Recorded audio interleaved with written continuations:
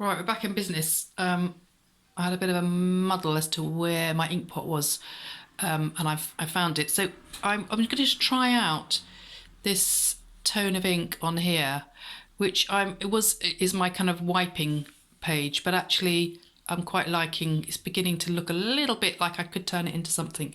So if I could turn that into a boat over there eventually, I'm going to put the shadow in first there. We'll come back to that later and see how I've developed that. But I'm wanting a really soft shadow like that, so that's good. So go back, just one more try, yep. And then I'm going to put just a suggestion. You can see that tiny boat there. Get a bit nearer. Tiny suggestion of a shadow, which is going to be around this side because it's been cast. And it's just missing, so it's sort of like you've got a secondary shape of the boat.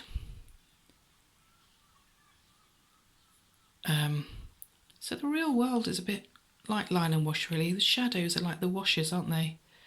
And it's just, so I haven't interrupted that too much of that triangle, but I've just given this very soft little impression of a boat in the distance there. I'm going to dab that back because I don't want it to jump out at us. I want it to be like a little extra feature just coming out of the page.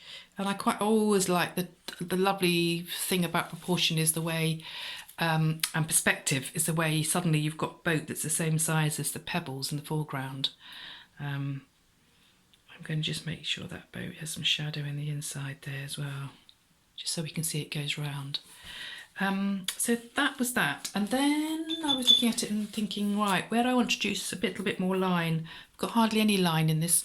There's a nice little feature on this, below the castellations on this tower. By the way, this tower was built as a memorial by a man called Mr. Peters for his wife when she died.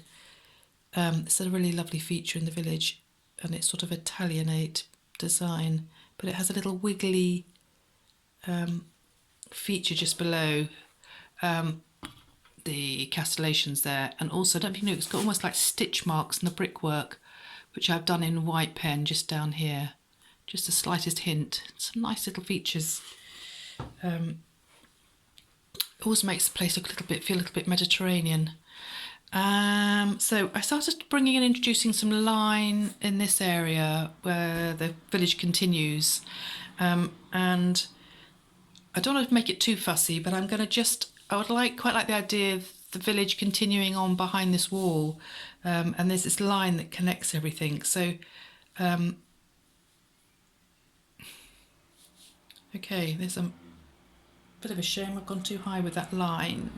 I think, oh no, it comes like that. I see what happens. You get a bit of a roof there, and then it comes along, goes up, and then I want to sort of see if I can do this. Ooh. The trouble is I always ruin my pens by painting over paint. So I'm going to just continue that line down there. And then there's a line, it goes like that. Just keep it very simple, don't want to overfuss the background. So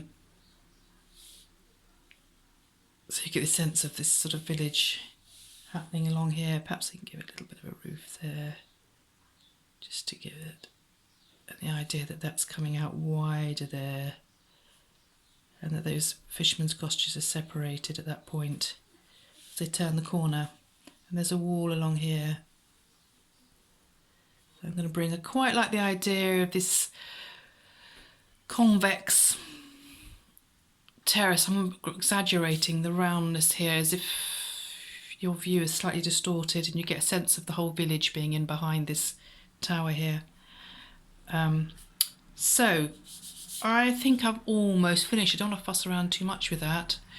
I want to go back to the idea of composition, which is the more I paint, the more I realise how important composition is. And if I'm not happy with the painting that I've done, it's usually that I've done something wrong with the composition.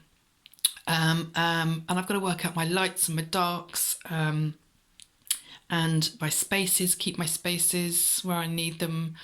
So with this composition, you've got these I love triangles in paintings. A lot of artists famous artists have these sort of almost like wedge shapes that come in.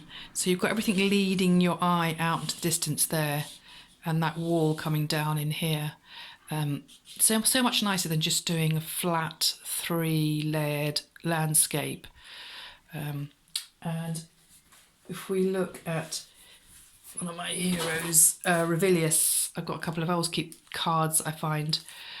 These are still in their shiny wrappers, but you can see this lovely perspective he takes on the boats, looking up, not just a sort of straightforward eyeline view, but he's looking up, and has a lot of pattern in his pebbles and water. But you see he's got these calmer spaces that are cleaner, and less fussy with shape than some of the other areas of the sand. And again in here, what a beautiful, it's a clinker-built boat. We get some on the foreshore here. Such beautiful shape. It's almost like, I do life drawing as well, and it's so like a human body. The ribs, or just the curves of a human body, human form.